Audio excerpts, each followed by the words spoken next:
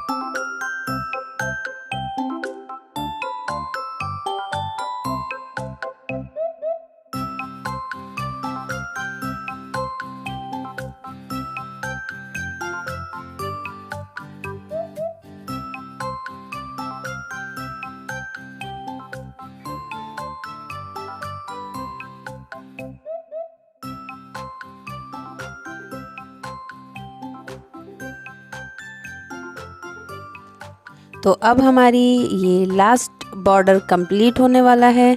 I hope आपको मेरी ये वीडियो पसंद आई होगी।